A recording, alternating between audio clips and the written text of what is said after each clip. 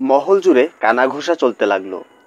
হেরেমের মেয়েরা দাঁত দিয়ে পিষে পিষে তাদের আঙ্গুল দংশন করতে লাগলো। সবাই তো আব্দুর রহমানকে অতি কঠোর লড়াকু বাদশা বলে জানত। সে বাদশাকে যে মেয়ে এভাবে তার গোলাম বানিয়ে নিয়েছে, তার হাতে নিশ্চয়ই কোনো জাদু আছে। তাকে কেউ কেউ জাদুকরও বলতে শুরু করলো। সবচেয়ে বেশি পরাজয় ও হতাশা ফুটে উঠল সেই 3 সুন্দরী পরিচারিকার চোখে মুখে, যাদেরকে আব্দুর রহমান দৃষ্টির আড়াল হতে দিতেন না। সুলতানা এসে তাদের প্রাণ পুরুষকে কেড়ে নিয়েছে। সেদিন সুলতানা তাদের 3 জনকে তার কামরায় ডেকে পাঠালো। 3 জন বুক ভরা ঘৃণা নিয়ে তার কাছে গেল। তোমরা আমার কাছে এসে বসো। সুলতানা তাদের 3 জনকে একেবারে কাছে ঘেঁষে বসালো এবং বলল, আমি জানি এখানকার সবাই আমার বিরুদ্ধে কানাঘুষা করছে। সেসব কিছু আমার কানেও পৌঁছে গেছে। কিছু তো তোমরাও বলেছ। 3 জনই থতমত খেয়ে গেল। তাদের চোখে মুখে ভয়ের ছায়া নেমে এলো। ভয় হলো সুলতানা এখন চাইলেই তাদেরকে হেরেম থেকে বের করে দিতে পারবে। শাহে উন্দুলুস তার হাতের পুতুল। তাদের 3 জনের ব্যাপারে কতলের হুকুমও নিতে পারবে সে। তোমাদের চেহারা এমন ফ্যাকাশে বর্ণ ধারণ করলো কেন? সুলতানা তাদেরকে জিজ্ঞেস করলো। তোমরা কি আমাকে নিজেদের প্রতিদ্বন্দ্বী মনে করছো? মন থেকে এ ধরনের ভাবনা দূর করে দাও। আমিও তোমাদেরকে আমার প্রতিদ্বন্দ্বী মনে করি না। তোমরাও আমাকে তোমাদের শত্রু মনে করো না। তোমাদের মধ্যে কেউ এমন নেই যার মনে শাহে উন্দুলুসের ভালোবাসা আছে। আমরা 4 জনই শাহে উন্দুলুসের ভালোবাসার কথা এজন্য উচ্চারণ করি, তিনি একজন বাদশাহ। আর যদি তিনি নিহত হন এবং তার সিংহাসনে কোনো বৃদ্ধ বসে যায়, তাহলে এই আমরা 4 জনই তার প্রেম ভালোবাসার বেহাল হয়ে যেতে থাকব। তোমরা আমার শক্তি দেখে নিয়েছ, আমি কি না করতে পারি। কিন্তু আমি তোমাদের বিরুদ্ধে ও হেরেমে কোনো মেয়ের বিরুদ্ধেই বাদশার কাছে কোনো অভিযোগ করব না। কারো বিরুদ্ধে তার কানও ভারী করব না। 3 পরিচারিকার চেহারায় প্রাণ ফিরে এলো। মুদ্দাসিরা, সুলতানা মুদ্দাসিরা নামক পরিচারিকাকে বলল, শাহে উন্দুলুস তোমাকে বিবাহ বন্ধনে আবদ্ধ করেছে। তুমি তার স্ত্রী।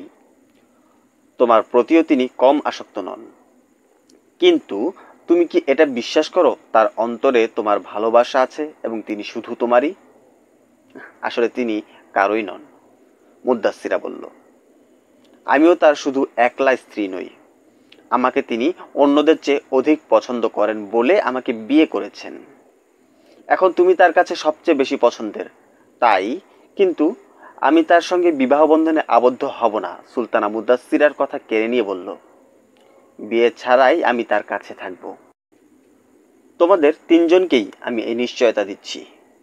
তোমরা আমাকে তোমাদের শত্রু মনে করো না। আমি বলেছি একজন নারী আমি, তাই কোনো নারীর মন আমার দ্বারা পদপিষ্ট হতে দেব না। এখন তার সবচেয়ে বেশি মনোযোগ আমার প্রতি। এ থেকে এটা বুঝে নিও না তাকে আমি তোমাদের কাছ থেকে ছিনিয়ে নিয়েছি। এই মনোযোগ আমি তোমাদের দিকে ফিরিয়ে দেব। আমার মনে এমন কোনো ইচ্ছে নেই যে তাকে একলা আমি দখল করে রাখব। নিজেদের চেহারা থেকে হতাশা ও অভিমান ধুয়ে মুছে ফেলো। সুলতানা ওদের সঙ্গে আরও কিছু কথা বলল। ওরা 3 জন যখন তার কামরা থেকে বের হলো, তখন তাদের দৃষ্টিতে সুলতানা মালিকায় তরুপ বা তাদের প্রতিদ্বন্দ্বী রইল না। সে হয়ে গেল তাদের সহমর্মী, তাদের সখী বা বান্ধবী। মালিকায় তরুপ একদিন আব্দুর রহমানকে বলল, এটা একেবারেই অবিচার, জুলুম। গতকালও যাদের জন্য আপনি পাগল দিওয়ানা ছিলেন, আজ তাদের থেকে মুখ ফিরিয়ে আপনি শুধু আমার প্রেমেই মজে গেছেন।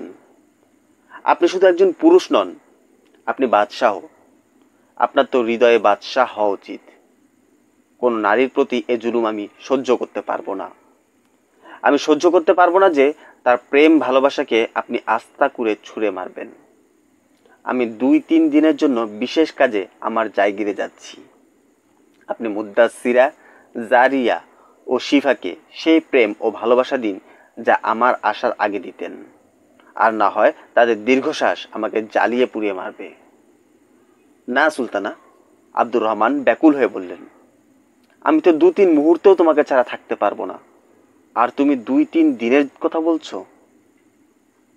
আমি আপনাকে এজন্য চাই না যে আপনি অনেক বড় বাদশাহ।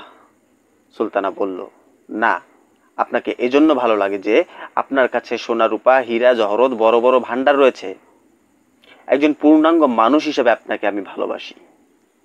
কিন্তু যখন কোনো নারী আপনার কারণে দুঃখ পায় তখন আমার ভালোবাসা ক্ষতবিক্ষত হয়ে যায়।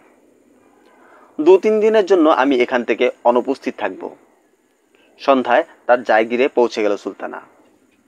যাওয়ার আগে আব্দুর রহমানকে ধরে ফুপিয়ে ফুপিয়ে কেঁদে উঠল, যেন আব্দুর রহমানকে ছাড়া সে মুহূর্ত কালও বাঁচবে না। তার নিরাপত্তার জন্য আব্দুর রহমান নিজের বডিগার্ডও পাঠিয়ে দিলেন।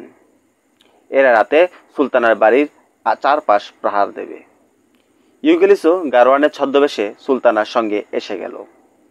তার প্রতি কারো কোনো সন্দেহ হলো না। আমি মনে হয় সব দিক দিয়েই সফল, সুলতানা ইউগেলিসকে বলল। আমি মোটেও ভাবিনি এ লোক নারীর ব্যাপারে এতই দুর্বল যে দুনিয়া ও আখিরাতের সবই ভুলে যাবে। ইউগেলিস বলল, মাথায় কোনো নারী চেপে বসলে বড় বড় যুদ্ধবাজও হাতিয়ার উঠানোর যোগ্য থাকে না। কোনো নারী যদি কোনো কাপুরুষের পিঠে হাত রেখে তাকে বলে, আমি তোমার আত্মমর্যাদাবোধের প্রতীক, তাহলে সে কাপুরুষও অতি কঠিন যুদ্ধবাজকে হাঁটু মুড়ে বসতে বাধ্য করে। আন্দলুসের বাদশাহকেও আমরা এভাবে বেকার করে ছাড়ব। ইউগেলিস তার পকেট থেকে ছোট্ট একটি বাক্স বের করল।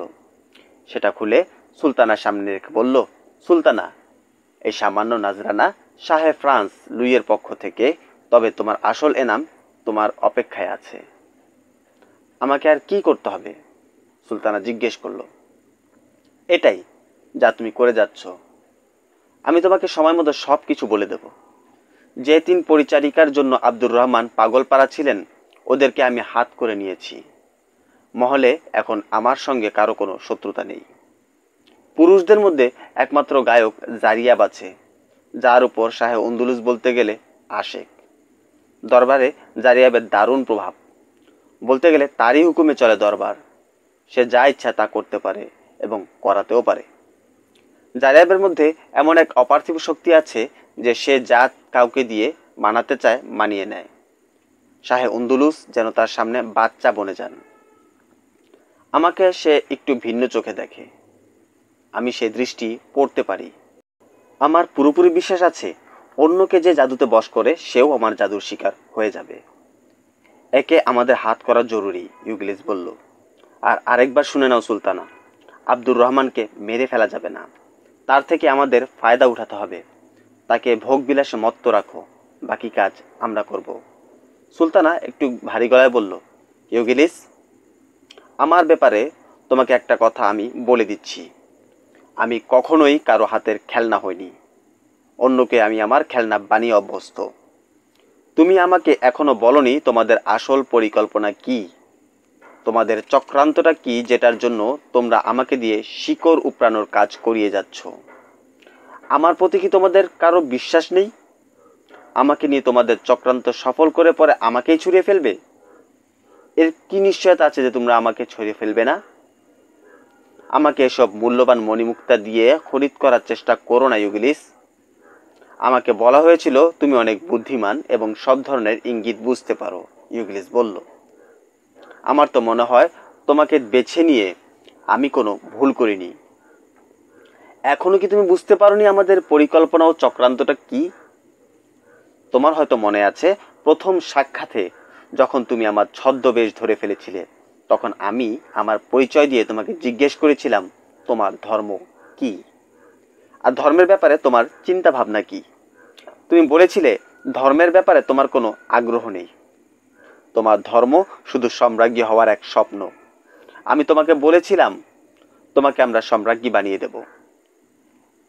এখন কিছুদিন শাহ আব্দুর রহমানের সম্রাজ্ঞী হয়ে থাকো।